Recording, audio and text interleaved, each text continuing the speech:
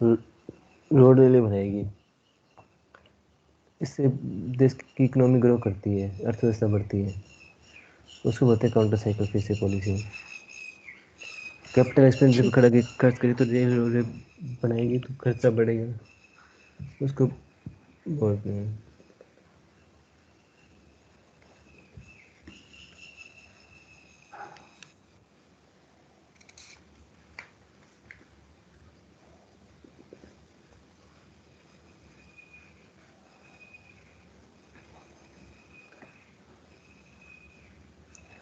अब ना कुछ दिनों में फिशल पॉलिसी आनी, सॉरी, मॉनेटरी पॉलिसी आने वाली है। मॉनेटरी पॉलिसी आती है इसमें रिजर्व बैंक बैठता है, सारी मीटिंग करते हैं, 2 महीने बाद आती है तो बताते हैं रेपो रेट बढ़ानी है, कम करनी है।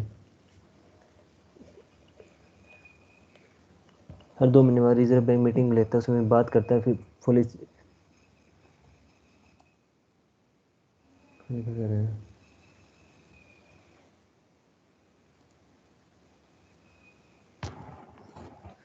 बैंक हर 2 महीने मीटिंग करता है, उसमें बात करते हैं फिशल टैक्स कम करना है, बढ़ाना है, रेपो रेट को क्या करना है क्या नहीं करना है।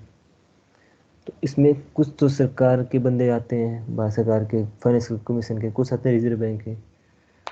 तो मॉनेटरी पॉलिसी में 7 मेंबर होते हैं, 3 सरकार के, 3 भारत आरबीआई के, और एक आरबीआई गवर्नर होता है। दोनों मिलकर काम करते हैं, ठीक है। इसमें 7 मेंबर होते हैं। एक गवर्नर, गवर्नर कौन है भारत का रिजर्व बैंक का, 3 आरबीआई से और 3 गवर्नमेंट से। भारत का रिजर्व बैंक का गवर्नर कौन है अभी, दिल्ली फोटो आती है उसकी। नोट पे साइन भी अभी तो साइन आने नहीं है, पुराने लग जाएंगे नोट पे साइन कुछ दिनों में।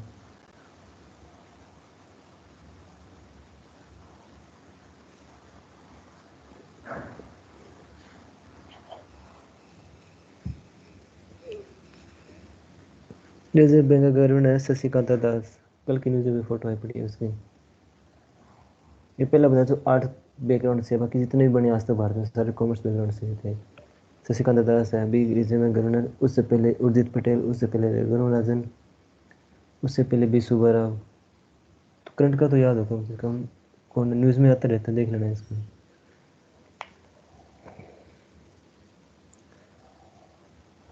अब एक है, जैसे मॉनेटरी पॉलिसी आती है गवर्नमेंट की, रिजर्व बैंक की, और एक आती है सरकार की फिशल पॉलिसी। इसमें डिफरेंस क्या है? रिजर्व बैंक निकालता है ऐसा मॉनेटरी पॉलिसी, भास्कर निकालते हैं फिशल पॉलिसी। टाइम टू टाइम इनके आते हैं, तो इसमें फ़र्क क्या है, दोनों में क्या कुछ डिफरेंट है?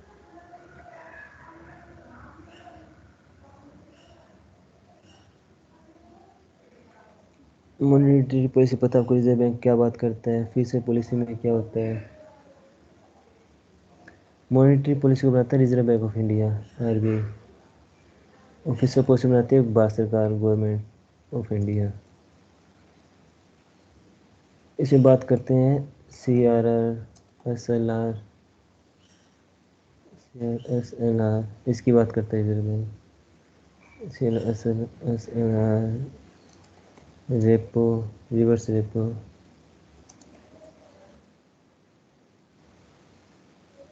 Open market operation. इसमें सरकार बात करती है टैक्सेशन। तो सरकार का क्या काम है, सरकार का काम है टैक्स को कम ज़्यादा करना। काम सरकार करेगी, सब्सिडी को घटाना, ये काम सरकार करेगी, आरबीआई काम नहीं है। पब्लिक एक्सपेंडिचर, ये काम सरकार का है।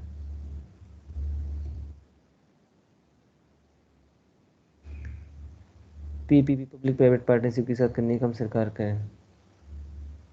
डिसइन्वेस्टमेंट, डिसइन्वेस्टमेंट क्या होता है?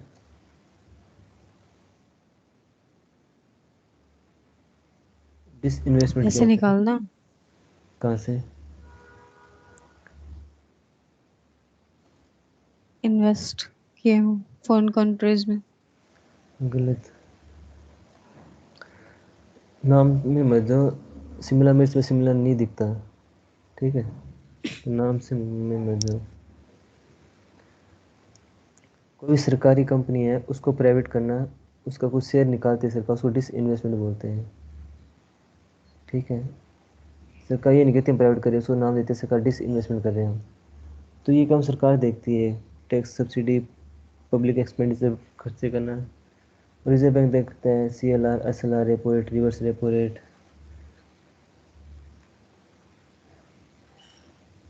Open market operation.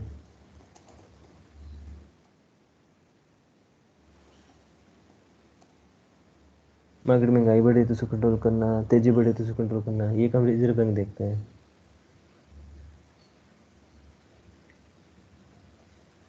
और इस सेविंग भी देखते हैं, रिजर्व बैंक सेविंग करनी है।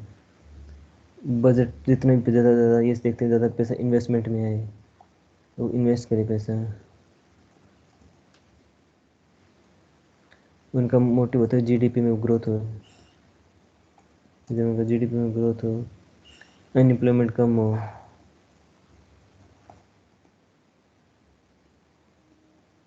अनएम्प्लॉयमेंट कंट्रोल करते हैं, महंगाई को काबू करने की बात करते हैं।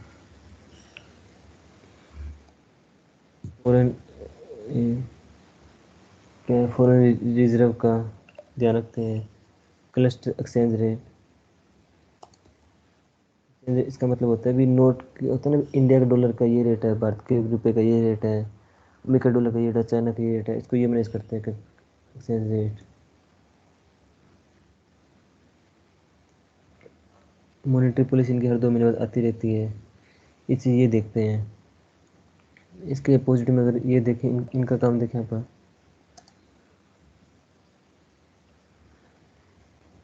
इसमें तो रिजर्व बैंक का मेन, इसमें कौन कौन काम करता है, एक तो रिजर्व गवर्नर हो गया, और उसके साथ RBI के उधर स्टाफ होता है, जो टॉप के बंदे होते हैं ऊपर के, इसके रिजर्व बैंक के नीचे का बंदा हो गया। और इसमें कौन सा होता है, पहले तो होता है गवर्नर, फाइनेंस मिनिस्टर, उसके नीचे जो मेन बंदा होता है वो चीफ इकोनॉमी एडवाइज़र।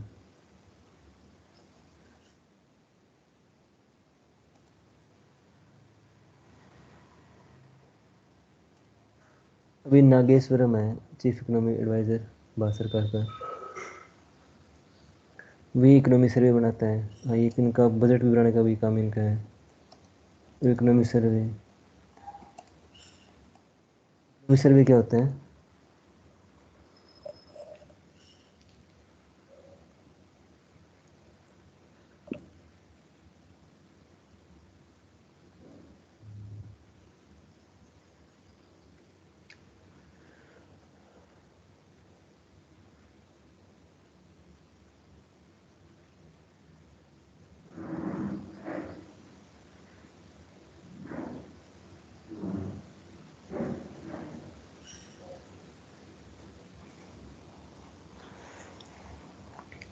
देखो हर कितनी इनकम साल हो रही है?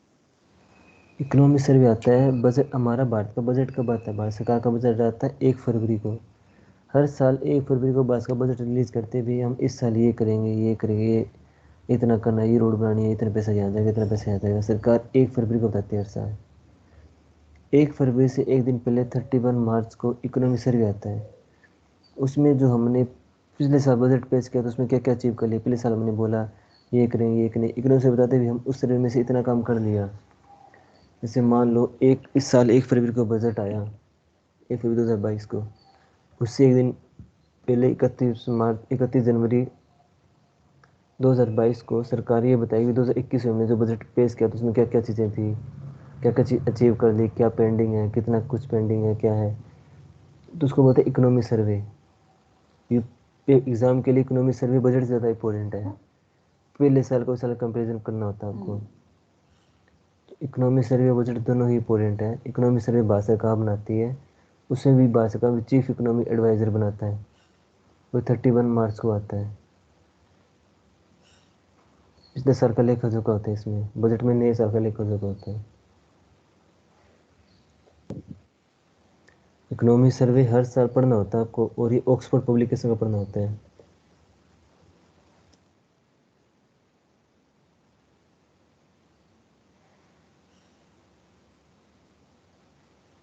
ऑक्सफोर्ड जैसे यूपीएससी के लिए पढ़ना होता है,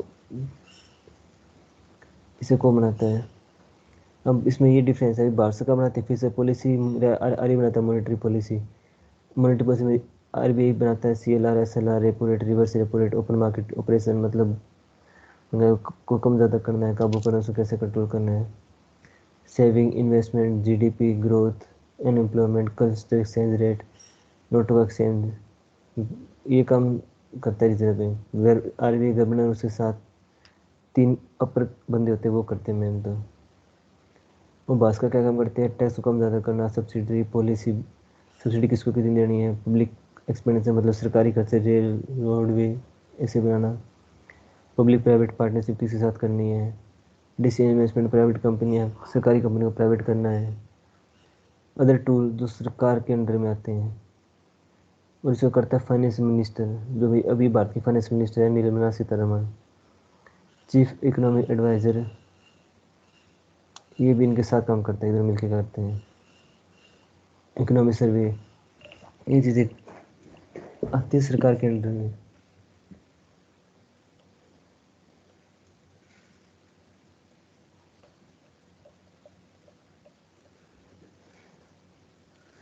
वो मैंने ना कल कोई बात बताई थी इन्फ्लेशन के बारे में, महंगाई के बारे में।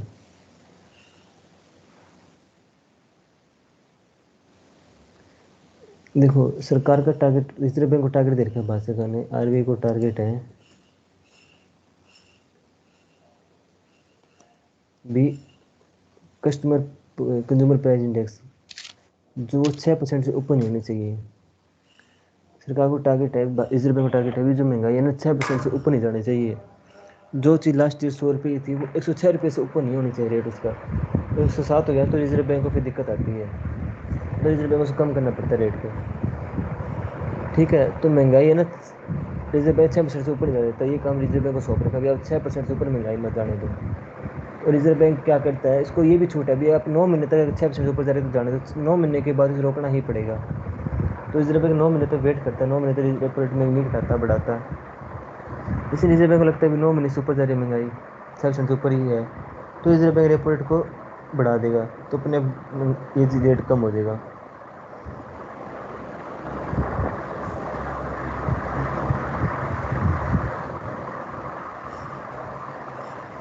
देखना, महंगाई लास्ट 6% है, 6% से ऊपर नहीं जाना चाहिए।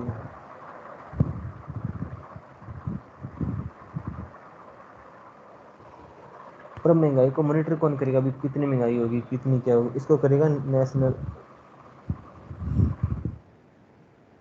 एनएसओ, एक भाषा की बॉडी है, वो मॉनिटर करता है कि महंगाई कितनी होगी, कितनी बड़ी है, ये बताता है भारत सरकार को भी इतनी महंगाई होगी, इतनी बड़ी है। अगर रिजर्व बैंक को बोल देना भी तुम बताओ, तो रिजर्व बैंक अपना देखेगा भी हाँ बड़ी, तो भी नहीं बताएगा रिजर्व बैंक, उसको काम है कंट्रोल करना, उनको बताएगा तो, इसलिए वो नहीं बताता रिजर्व बैंक कभी बातें। रिजर्व बैंक के भी ऊपर एनएसओ काम करता है, ये बताता है चीज़ों को भी, ये ऐसे करिए, ऐसे करिए। जैसे होता है ना, हाई कोर्ट के ऊपर सुप्रीम कोर्ट होता है। क्या हैं? एनएसएफ की फुल फॉर्म? नेशनल है, क्या बोला था आपने? National statistics organisation.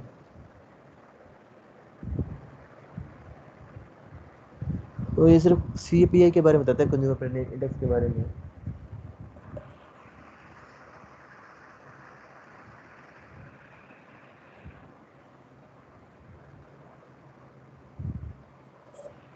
ध्यान, अभी कुछ दिनों में मॉनेटरी पॉलिसी आने वाली है, तो 7 बंदे बैठेंगे, 3 आरबीआई होंगे, 3 भारत सरकार के होंगे, और एक रिजर्व बैंक का हेड होगा।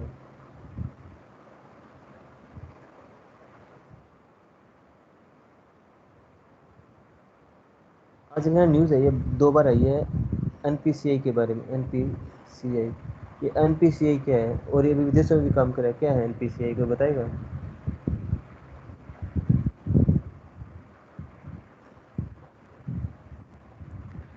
एनपीसीआई क्या है?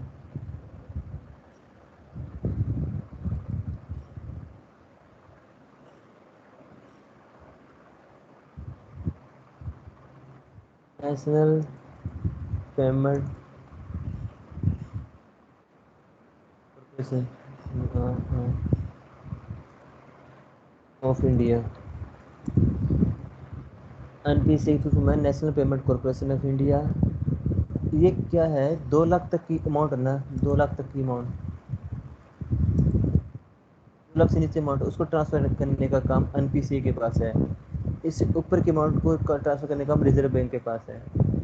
एनपीसीआई जो भीम होता है, यूपी एप्लीकेशन है ना, गूगल पे, फोन पे, सारी एनपीसीआई के अंडर में आती है। जो रुपए कार्ड होता है, एटीएम कार्ड होता है, रुपए कार्ड है किसी के पास, वो एनपीसीआई के अंडर में आता है। गूगल पे, फोन पे सब एनपीसीआई के अंडर में आते हैं। NPCI national payment corporation of India. आप यूपी यूज़ करते हो, कोई भी तरह का गूगल पे, फोन पे, वो सारा एनपीसीआई कंट्रोल करता है उसको। और 2 लाख से नीचे की अमाउंट इसके अंडर में आती है, 2 लाख से ऊपर की अमाउंट रिजर्व बैंक के अंडर में चली जाती है। तो ये भारत सरकारी कंपनी है। ये अब अभी बनी 2016 में, जब इसे गूगल पे आया था, गूगल पे फोन पे आया था। ये रहा रुपए कार्ड भी इसी का ही है। यूपीआई एक भीम यूपीआई भारत सरकार की ऐप है, वो भी इसी की है। तो एनपीएससी सरकारी कंपनी है, जहाँ 2 लाख से नीचे की अमाउंट इसके अंदर आता है। ये देखो, इतना भी है ना, पेमेंट गेट भी है, 2 लाख से कम आप ट्रांसफर कर रहे हो तो आप एनपीसीआई को यूज़ कर रहे हो। ये इसका है। 2 लाख तक की अमाउंट एनपीसीआई देखता है, इससे ऊपर की अमाउंट में आता है आरटीजीएस आता है, एक होता है एनईएफटी आता है, एक आरटीजीएस आता है। देखता है RBI, reserve bank of India.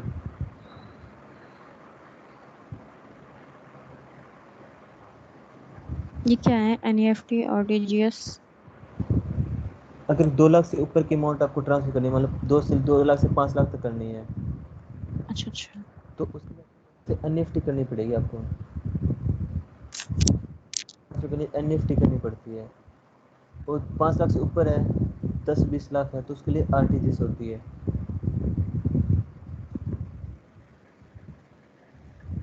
कभी बताओगे ना बैंक में या कोई कंपनी में, तो वो आरटीजीएस एनईएफटी करते ज़्यादा, कंपनी वाले बड़ी बड़ी अमाउंट होती है उनकी।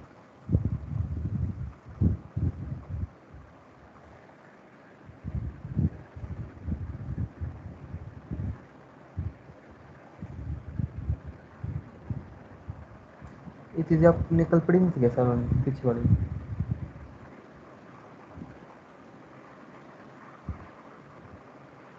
पढ़ी थी। कोई और पीछे वाले में है दिक्कत है? नहीं। प्रियंका, तुम्हें दिक्कत है पीछे वाले में कोई चीज़ में? जीडीपी क्या होता है, एनडीपी क्या होता है, जीएनपी क्या होता है, एनएनपी क्या होता है? उस एक में अब बताओ। हार्ड लैंडिंग क्या था? रिजर्व बैंक ने बात कही थी, जैसे अब आज रेपो रेट 2%, मान लो 4% है, रिजर्व बैंक इसको 4 से 6 नहीं कर सकता। भी सरकार रिजर्व बैंक सोचे भी महंगा एकदम से काबू आ जाएगी। अगर इतना कर दिया ना, तो देश की कंडीशन बिगड़ जाएगी। तो उसको रिजर्व बैंक 20-30 पैसे बढ़ा दी, पहले बढ़ाया था शुरू में 40 पैसे, फिर 40 पॉइंट बढ़ाया था, फिर 35 पॉइंट बढ़ा दिया, 35, अब 40 पॉइंट बढ़ाएगा। ऐसे थोड़े थोड़े करके बढ़ाएगा, हार्ड लैंडिंग नहीं करेगा अभी एकदम से बढ़ा दी, ऊपर से नीचे एकदम से कूदा दी और नीचे टांग टूट गई। आराम आराम से अपडेट बढ़ानी होती है रिजर्व बैंक, उसको बोलते हैं हार्ड लैंडिंग। सिर अन वो एनएनपी क्या है? NNP national national product, net national product है। देखो, अब ये जीडीपी के भारत की इकोनॉमी के ना 4 पिलर है, किसी देश की इकोनॉमी के 4 पिलर होते हैं।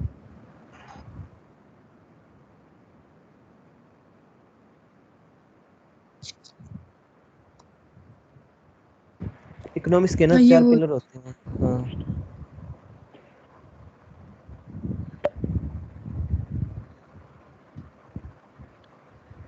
देखो, पहले तो होता है जीडीपी। अब एक देश है, अपना एक भारत देश है, इसके अंदर जितना भी प्रोडक्शन होगा और सर्विस मिलेगी, जितने प्रोडक्ट हैं, जितने प्रोडक्ट बनेंगे एक देश एक साल के अंदर अंदर, मैगी का पैकेट बन गया, चिप्स का पैकेट, जितने प्रोडक्ट बने, गाड़ियाँ बन गई, जहाज़ बन गई, और जितने भी सर्विस मिलेगी, सर्विस का मतलब होता है भी आपने गाड़ी में सफ़र किया, अपने फ्लाइट में सफ़र किया, सर इनकम हुई, या अपने मोबाइल से रिचार्ज किया, सर्विस है ना। जोमेटो से फूड ऑर्डर किया, सर्विस है। तो जितना भी प्रोडक्शन और सर्विस है उनकी टोटल वैल्यू को जीडीपी बोलते हैं। इस एक साल के अंदर एक देश की बाउंड्री में सरकार ने एक साल के अंदर देश के अंदर कितनी इनकम हुई है, टोटल मान लो 100 रुपये कमाए देश ने, तो 100 रुपये देश की जीडीपी है। ठीक है। जीडीपी के बाद आता है एनडीपी। अब इनकम तो होगी, इस इनकम में से खर्चे नहीं कम किए। आप कोई चीज़ बनाओगे मैगी का पैकेट, तो उसमें अब खर्चे भी तो लगेंगे, मशीन चलेगी, मशीन का भी डेप्रिसिएशन लगेगा। तो अगर जीडीपी में से खर्चे घटा देना, जीडीपी में से खर्चे घटा दें, डेप्रिसिएशन बोलते हैं जो खर्चे को, तो इसका आता है एनडीपी, नेट डोमेस्टिक प्रोडक्ट, खर्चा घटा दिया तो। फिर आता है जीएनपी। अब एक देश है, अब देखो जीएनपी में क्या होता है, इसको बोलते हैं ग्रोस नेशनल प्रोडक्ट। अब इसमें ना, जो इसमें एक देश के अंदर जैसे भारत के अंदर कमाई हो रही है, उसमें अमेरिका की कंपनी भी कमा रही है, फ्रांस की कंपनी भी कमा रही है, सारी कंपनियों का वैल्यू आती है इसमें। इंडिया के अंदर जो जो कमाएगा ना, सबकी वैल्यू आएगी जीडीपी में। पर इसमें ऐसा नहीं होता, इसमें सिर्फ भारतीय कंपनी काउंट करते हैं, इंडिया की कंपनी होनी चाहिए और कोई देशी कंपनी ना हो। और इंडिया की कंपनी अगर अमेरिका में भी कमा रही है ना, तो वो भी जीएनपी में काउंट करेंगे, ग्रोस नेशनल प्रोडक्ट में। अगर अमेरिका की कंपनी, भारतीय कंपनी अमेरिका में भी कमा रही है, तो भी उसको जीएनपी में काउंट करेंगे, नेशनल प्रोडक्ट है, मतलब नेशनल कंपनी कमा रही है भारतीय कंपनी। और फिर आता है एनएनपी, वो सेम है, जीएनपी में से खर्चे घटा देंगे तो वो आ जाएगा एनएनपी। ठीक है।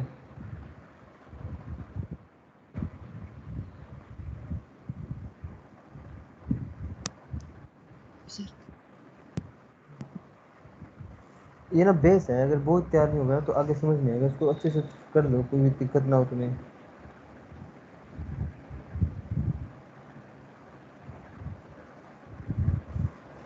आज अजीत तो कैसे है?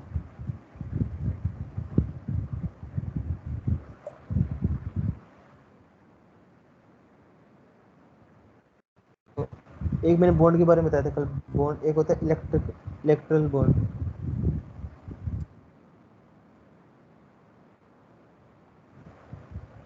जैसे ना गवर्नमेंट पार्टी, जो पार्टी होती है, जैसे बीजेपी पार्टी, कांग्रेस पार्टी, इनकी कोई कमाई का सोर्स नहीं होता, ना सरकार को पैसे देती, ये चलते चंदे चलते हैं, पार्टियाँ डोनेशन से ऑपरेट करते हैं पार्टी खुद को। पहले क्या था, इनको डोनेशन कोई भी देता था, ब्लैक मनी अपनी वैट दे दी, इनको वैट में हो जाती थी, तो वो सुप्रीम कोर्ट ने रोक लगा दी, वैसे आप इनको डोनेशन नहीं दे सकते। भाजपा का भी कानून बनाओ, तो भाजपा का कानून लिखा है इलेक्ट्रल बॉन्ड। इसका मतलब क्या है भाई, किसी को भी कोई पार्टी को चंदा देना है, तो उसको स्टेट बैंक में जाना पड़ेगा, एसबीआई बैंक में।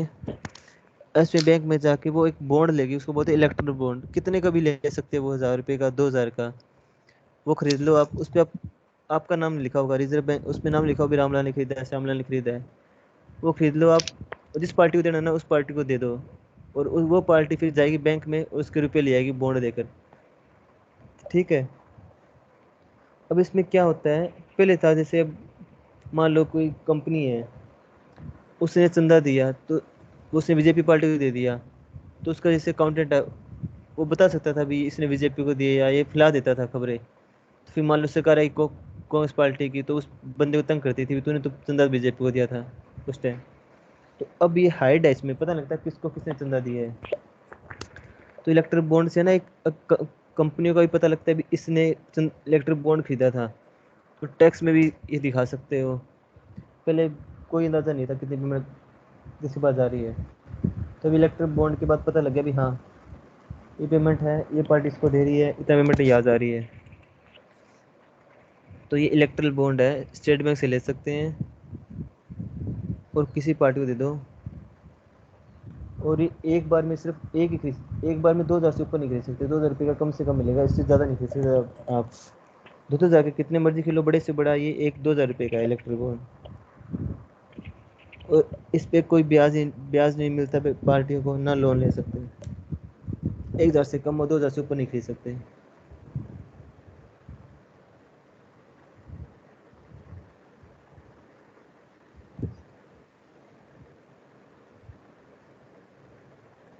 हेलो।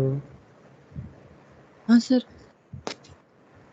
होना एक इतनी सारे। हाँ हाँ सर।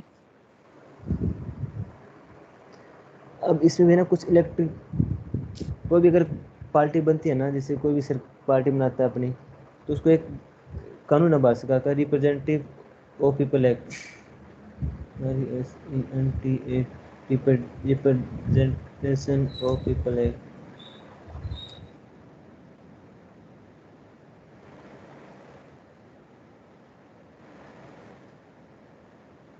ये कानून आया था 1951 में, रिप्रेजेंटेशन ऑफ पीपल एक्ट। इस कानून में क्या होता है कि कोई पार्टी आपको उसमें रजिस्ट्रेशन कराना पड़ेगा। अब रजिस्टर होगी पार्टी। अब पार्टी लोगों ने बहुत रजिस्टर करवा रखी है, पर उनको वोट नहीं देता, पर वो ब्लैक मनी को वाइट करती रहती है। अगर आपके पास पैसे हैं, आप पार्टी को दान देते हो ना, तो वो अपने आप वाइट मनी हो जाएगा, मतलब टैक्स भी नहीं देना पड़ेगा और टैक्स से बच जाओगे आप। तो ऐसे बहुत सी फर्जी पार्टी बनने लगी, हर बंदे पार्टी बना ली। तो एक कानून आया रिप्रेजेंट ऑफ पीपल एक्ट 1951 में। इसमें क्या था, पार्टी तो बना लो, और उसको ना चुनाव के अंदर, कोई भी विधानसभा लोकसभा चुनाव है, उसमें कम से कम उसको 1% वोट लेके आने पड़ेंगे। ये 100 वोट पड़े हैं तो 1 वोट उसको मिलना चाहिए। अगर नहीं मिलेगा तो पार्टी की सदस्य मेंबरशिप खत्म हो जाएगी। तो इलेक्ट्रिक बॉन्ड आप उसी को दे सकते हो जो जिसका पीपल रिप्रेजेंट में नाम है, इस कानून, इस पार्टी में रजिस्ट्रेशन है, उसको ही वोट दे सकते हो। और कम से कम उसको 1% वोट लेके आने पड़ेंगे। अगर 1% से कम वोट आते हैं तो सदस्य भी कम हो जाती है। जैसे मायावती की पार्टी है, इसको ना भी यूथ उदय चुनाव में भी 1-2% ही वोट आए थे, अगली बार ना आए तो इसकी सदस्य खत्म हो जाए। ये भी देखते हैं, 2 चुनाव में देखते हैं, इतने वोट नहीं आती तो उसको मेंबरशिप खत्म हो जाती है, पार्टी खत्म हो जाती है।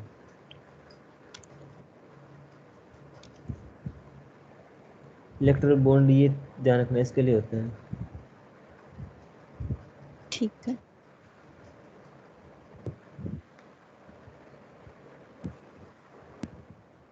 हमारे इंडिया में बैंक कितने तरह के हैं?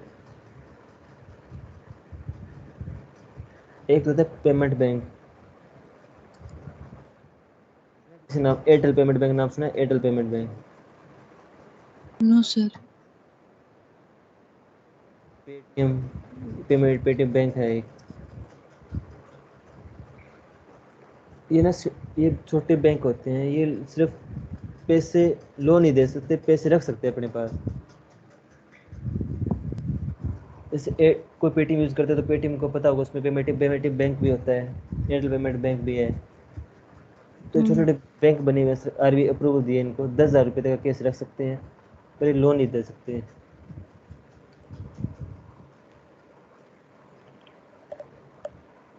फिर इनसे ऊपर आते हैं, वो आते हैं डी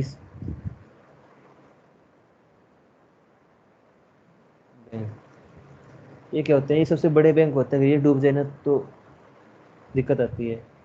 उसमें SBI, ICI, HDFC, payment bank दोबारा बताना। ये छोटे छोटे बैंक होते हैं। जैसे आप कभी पेटीएम यूज़ करोगे ना तो पता लगेगा, पेटीएम से पेमेंट ट्रांसफर होती है, उसमें कुछ पेमेंट आप होल्ड करके भी रख सकते हो अपनी, उन्हें ओनली पेमेंट बैंक बोलते हैं। ये बैंक क्या है, लोन नहीं दे सकते, सिर्फ सेविंग कर सकते हैं, आपके पैसे रख सकते हैं आपके पास, और छोटी मोटी ठीक ट्रांजेक्शन है। कर सकते हैं। फिर डी से भी बैंक आते हैं, ये बड़े लेवल के बैंक होते हैं। ये अगर डूबे तो अर्थव्यवस्था, इकोनॉमी बहुत असर पड़ता है। SBI आज डूब गया तो बहुत लोगों के अकाउंट है, सेम ICICI, HDFC, ये बड़े लेवल के बैंक होते हैं, इनके पास बहुत पैसा पड़ा है।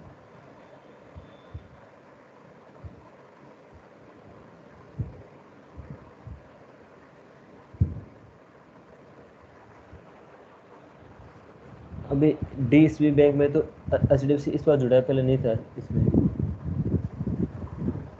और कहता है शेड्यूल बैंक।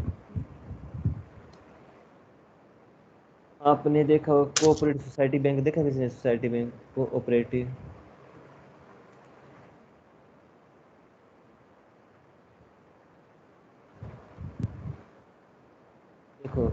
सबसे नीचे के बैंक होते हैं सोसाइटी बैंक। Society bank. जो विलेजेस में थे वो सर? हाँ, जो समिति होती है ये ना मोस्टली गांव में, या एक इसका हाईएस्ट एरिया होता है डिस्ट्रिक्ट तक, एक डिस्ट्रिक्ट तक होते हैं, सिर्फ डिस्ट्रिक्ट से ऊपर नहीं होते बैंक ये। एक डिस्ट्रिक्ट में ऊपर नहीं होते बैंक ये। इनके ऊपर आते हैं स्टेट बैंक।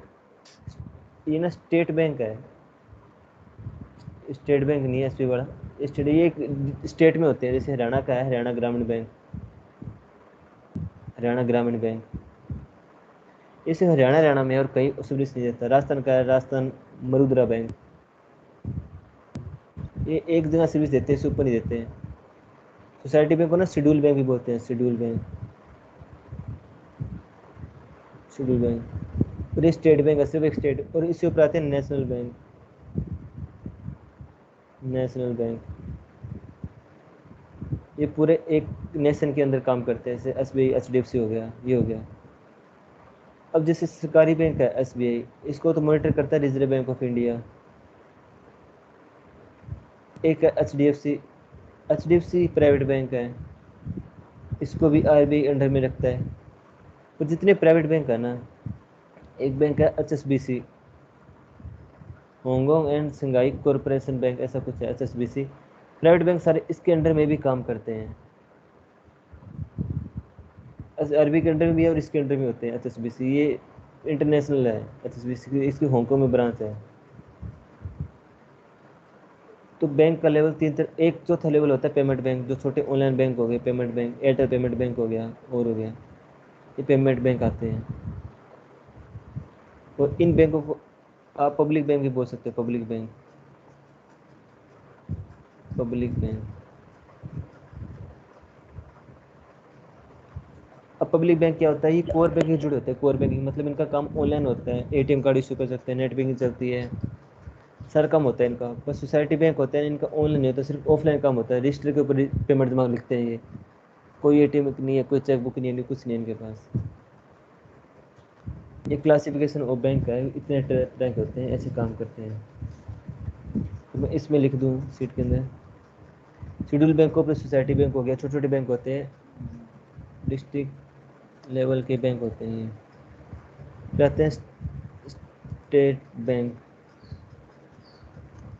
ये किसी एक स्टेट में होते हैं, स्टेट के लिए होते हैं। हरियाणा का है हरियाणा ग्रामीण बैंक। और ये ना कोर बैंकिंग जुड़े होते हैं, कोर बैंकिंग। अगर कोर बैंकिंग लिख रहा हूँ तो समझ लो अभी ऑनलाइन बैंक है, नेट बैंकिंग भी है, इनका एटीएम कार्ड भी इशू करते हैं, इनका गूगल पे फोन पे भी चला सकते हो। फिर आता है नेशनल बैंक या पब्लिक बैंक। ऊपर वाले बैंक को भी पब्लिक बैंक बोलते हैं, ऊपर वाले बैंक को भी। इसमें एच बी आ गया, एच डी एफ सी आ गया, आई सी आई सी आ गया, या कोई भी जितने भी सरकारी बड़े बैंक है वो आ गए सारे। आता है पेमेंट बैंक। पेमेंट बैंक तो ऊपर लिख ही दिया। फिर ना एक इंटरनेशनल बैंक भी आते हैं। इंटरनेशनल बैंक भी ना दो कैटेगरी के हैं, कुछ तो कोऑपरेट बैंक, ओ सॉरी इंटरनेशनल बैंक आगे कोऑपरेट बैंकिंग लिख लो। कोऑपरेट बैंक ये बड़ी बड़ी कंपनियों के लिए होते हैं। इसमें एक है डूसू बैंक, ये बड़े बड़े कंपनियों के लिए होते हैं। कॉर्पोरेट अकाउंट खोलते हैं इसमें, प्राइवेट अकाउंट नहीं खोलते। एच एस बी सी हो गया, या अमेरिकन एक्सप्रेस हो गया, ये बैंक है। डीसी बैंक हो गया।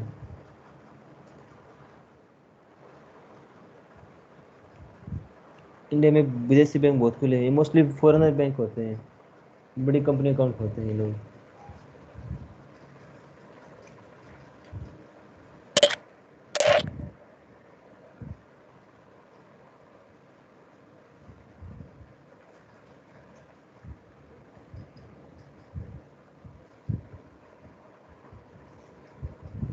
जीडीपी का मैंने बताया आपको, जीडीपी पता कैसे बढ़ती है, सरकार कैसे बताती है जीडीपी कम हुई है बढ़ी है। अभी आपको पता हो जीडीपी इस साल 8% बढ़ी है, तो कैसे बढ़ी? 8.4%, 8.4%। कैसे कैलकुलेट किया होगा उन्होंने जीडीपी को?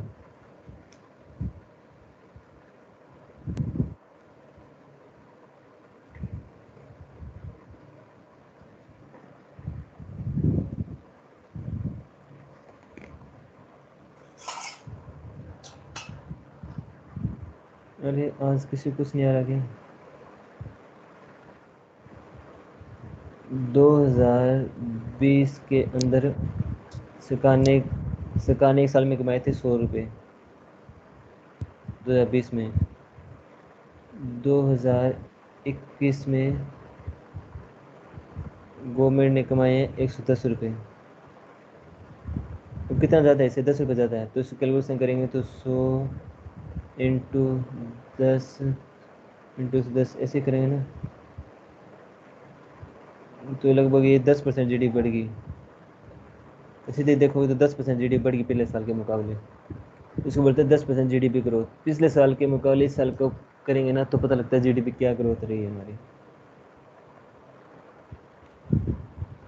100 रुपये पिछले साल कमाए थे, इस बार 10 रुपये कमा लिए, तो जी डी पी ग्रोथ है।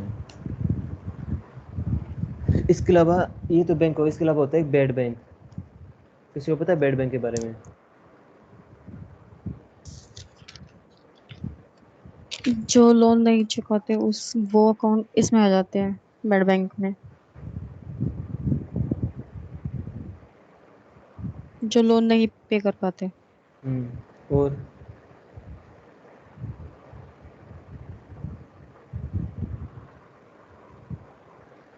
किसी ने बैंक से लोन लिया और पहले 3 महीने तक किस्त नहीं भरेगा ना, 3 महीने तक बैंक नहीं चुकाएगा, पहले तो होगा एनपीए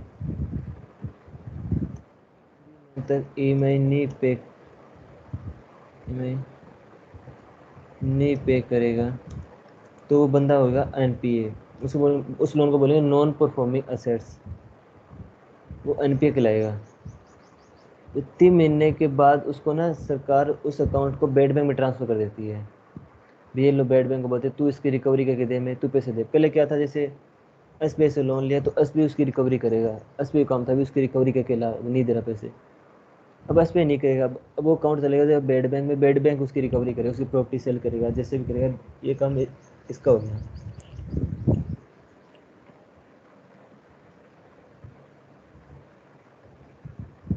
ठीक है, तो इसको बोलते हैं नॉन परफॉर्मिंग। अभी भारत के ऊपर एनपीए कितना है, 2 लाख करोड़ रुपए का एनपीए है।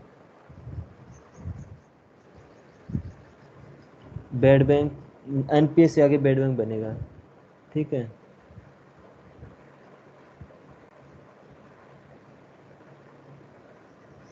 हेलो। हेलो। अरे कोई बोल नहीं रहा।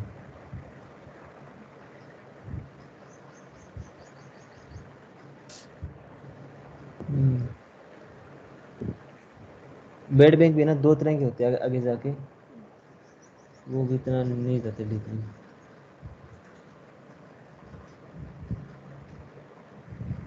और ना जो नया भारतीय चीफ इकोनॉमी एडवाइजर है, ये थोड़ा सा पोस्ट है, एक आधी छोटी एग्जाम के लिए काम किए हैं, तो फिर देख लिया करो इस पेपर में।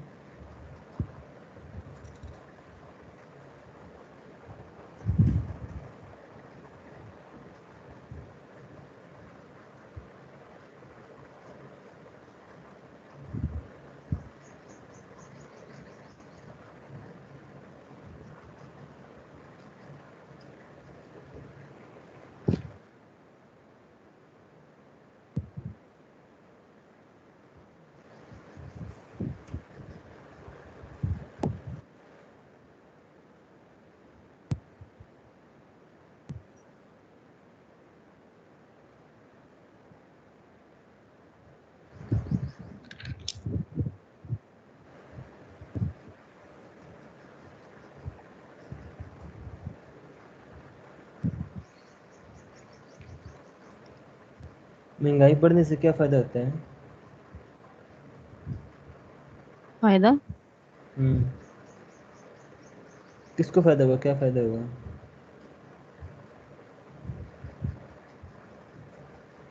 महंगाई से हम्म बैंकों को फायदा होगा, लोन कम लेंगे शायद। लोन कम लेंगे, ठीक है, तो उससे फ़ायदा क्या होगा बैंकों को?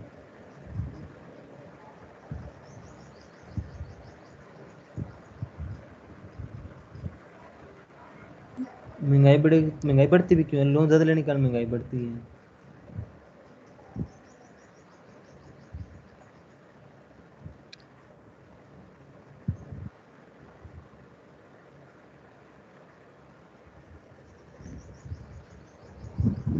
देखो महंगाई बढ़ती है तो हमारी जीडीपी भी बढ़ती है, महंगाई बढ़ती है तो जीडीपी भी बढ़ती है। हम्म।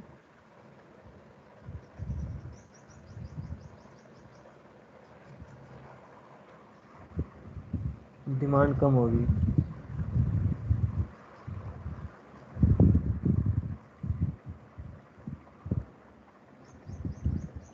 देखो महंगाई बढ़ती क्यों है? जब रेपो रेट कम होती है ना देश की, रेपो रेट रिजर्व बैंक कम कर देता है।